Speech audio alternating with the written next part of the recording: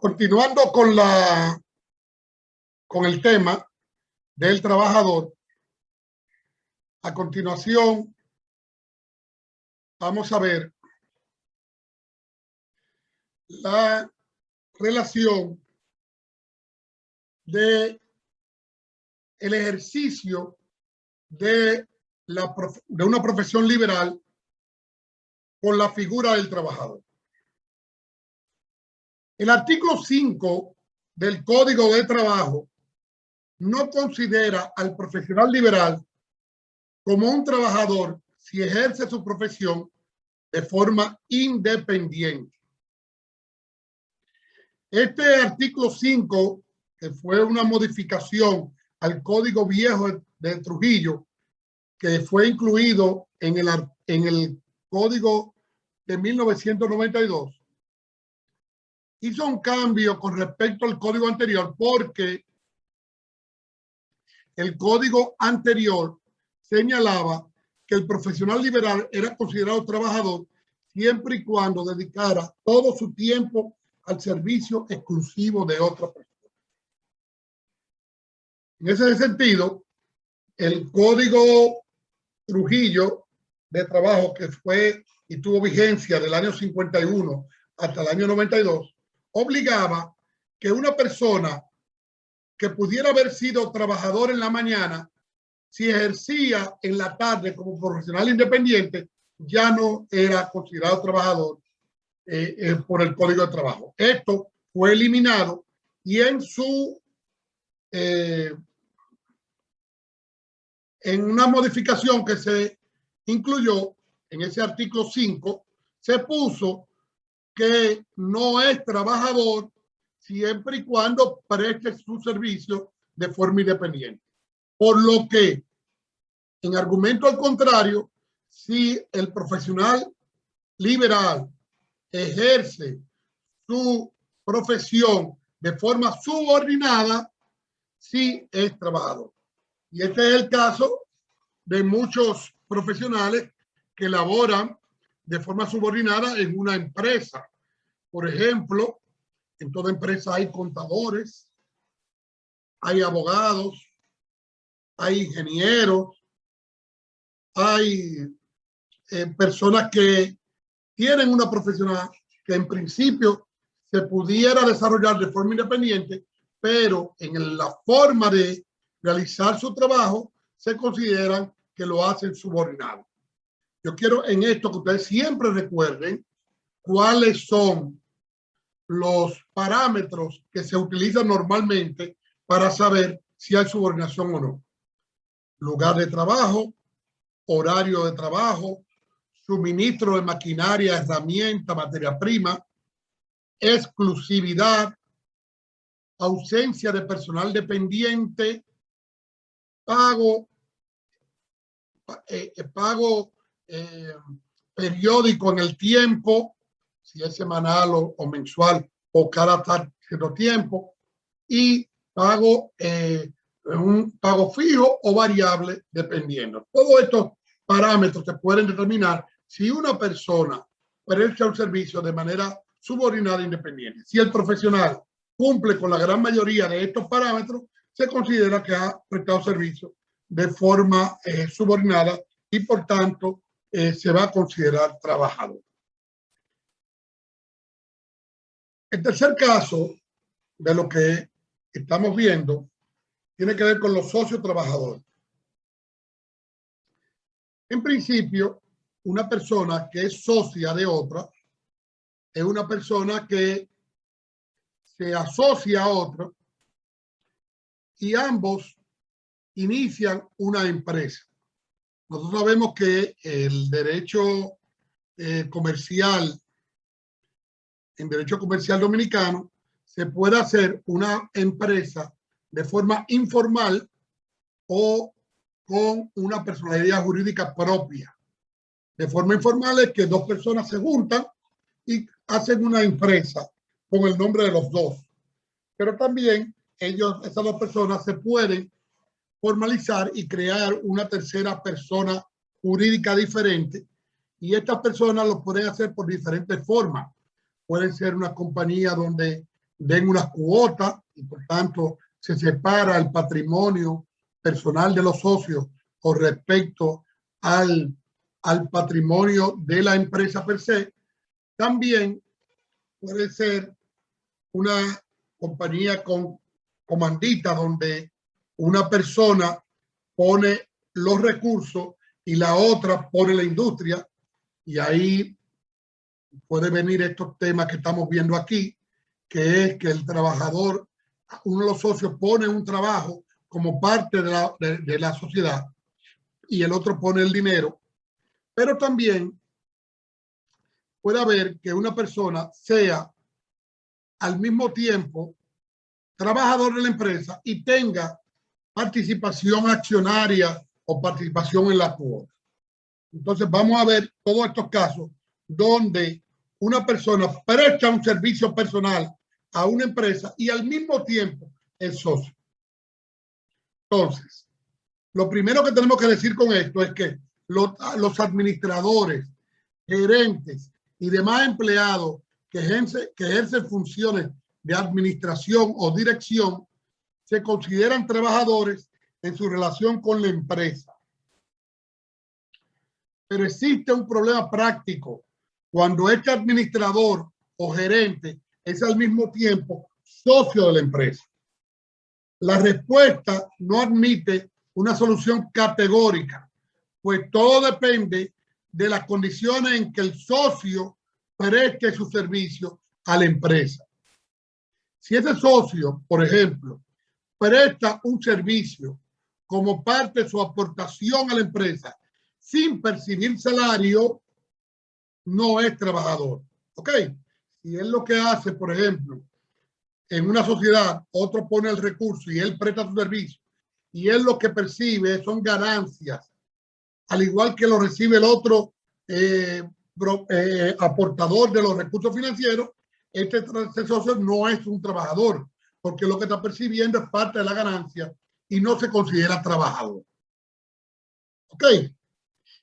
El otro caso es que si recibe también salario o recibe una remuneración, si lo hace percibiendo una remuneración, habrá que examinar cada caso en particular para establecer cuál es la extensión de sus poderes y sobre todo cuál es el grado de independencia que se tiene frente al Consejo de Administración. ¿Qué pasa? Si yo soy, por ejemplo, el propietario único de una empresa y yo percibo unos ingresos, ¿yo soy trabajador? No, porque yo soy al mismo tiempo el dueño de la empresa. Por tanto, yo no tengo, yo como dueño es que estoy prestando esos servicios a la empresa y por tanto no se me puede considerar a mí trabajador de esa empresa. En otras palabras, la subordinación jurídica nos dará la respuesta, pero nunca olvidando que puede acumularse en una persona la condición de socio y la condición de trabajador. Si esa persona es independiente al Consejo de Administración, si no depende del Consejo de Administración para prestar sus servicios, evidentemente esa persona no es trabajador. Si en cambio él depende de ese Consejo de Administración y a la vez es socio, esa persona es trabajador y a la vez es un socio de la empresa.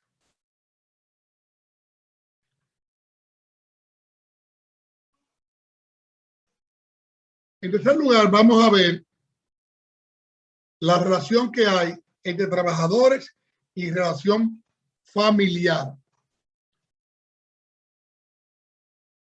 Evidentemente, cuando estamos hablando de la relación familiar y de trabajador, estamos hablando de personas menores de edad, porque un mayor de edad que trabaje en la empresa de su padre o algo, ya esa persona es una persona independiente y no tiene que obedecer a sus padres porque ya tiene la mayoría de edad. Por tanto, cuando estamos ante un trabajador mayor de edad que presta servicio en una empresa familiar, es un trabajador como otro cualquiera, a pesar de que pudiera tener una relación familiar con los propietarios de la empresa. Entonces, ahora vamos a ver del tema de un trabajador que al mismo tiempo es menor de edad y labora en una empresa de propiedad de sus padres.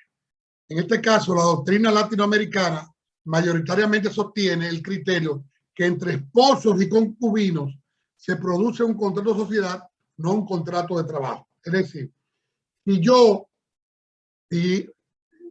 estoy casado con una señora y ambos tenemos un negocio, ese trabajo de los dos en esa empresa común es un contrato de sociedad y no un contrato de trabajo. Por tanto, la esposa y el esposo son socios en esa empresa y no es un contrato de trabajo. Con relación a los padres e hijos, la subordinación que tiene un padre, la subordinación que tiene el hijo frente a su padre, es fruto de la autoridad parental y en consecuencia no puede haber un contrato de trabajo con los hijos menores de edad. Eso es lo que establece la doctrina mayoritaria en Latinoamérica. Si hay un menor de edad laborando en una empresa del padre, no es en virtud de un contrato de trabajo, sino en virtud de un contrato, en virtud de la autoridad del padre y la madre que tienen en virtud del derecho de familia. En cambio, la doctrina francesa, por su parte, admite que se puede formar un contrato de trabajo entre esposos, concubinos y padres con hijos menores, siempre que se determine que el trabajo se ofrece sobre una base de relación de dependencia y no dentro de una ayuda familiar. Si el trabajo se forma, es parte de esa dependencia que da el contrato de trabajo, hay un contrato de trabajo y no una ayuda familiar. Entonces, esto es lo que se aplica en Francia y en otros países europeos. En definitiva, nosotros entendemos que en nuestra sociedad va a poder en un momento determinado ir variando y pudiera ver que un menor de edad pueda ir creándose un contrato de trabajo en una empresa familiar siempre y cuando ese menor de edad esté laborando en una relación de dependencia parecida a un contrato de trabajo y no a la autoridad parental.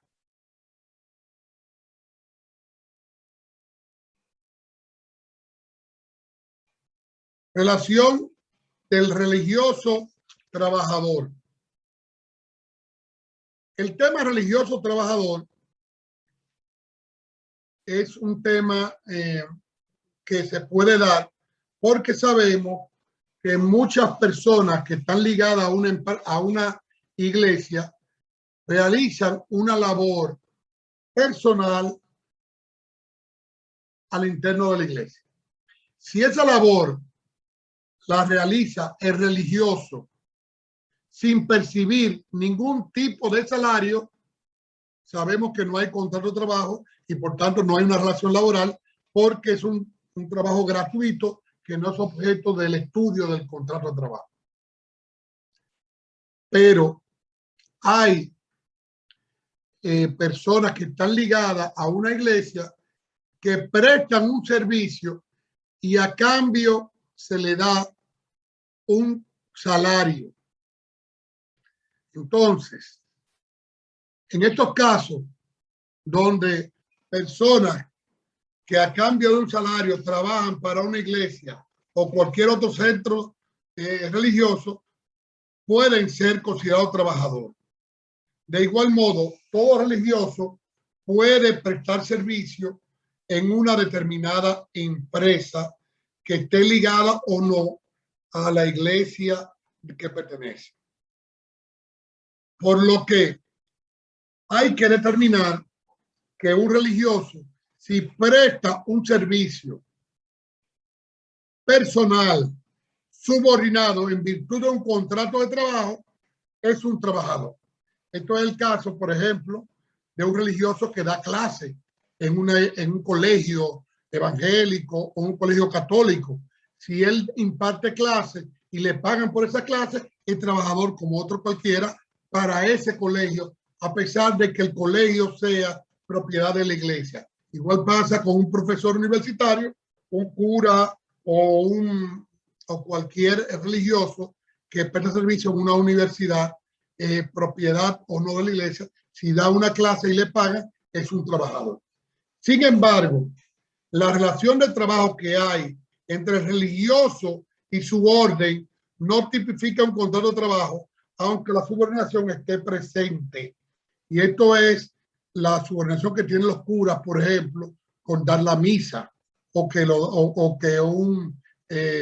cualquier religioso con una iglesia evangélica, si da el culto, esa relación que tiene con el culto o con la iglesia no es una relación laboral, porque es parte de la subordinación del orden confesional. En definitiva, si ese religioso trabajador presta un servicio diferenciado al servicio que debe dar para su orden, puede haber un contrato de trabajo si se le paga. Si no se le paga, no hay contrato de trabajo. Si se le paga, hay un contrato de trabajo y existe la figura del religioso trabajador.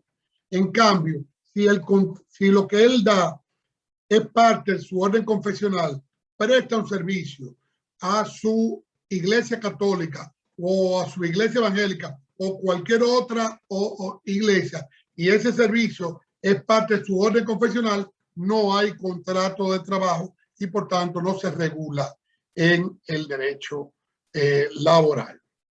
Hasta aquí esta segunda parte para ver ya la última parte cuando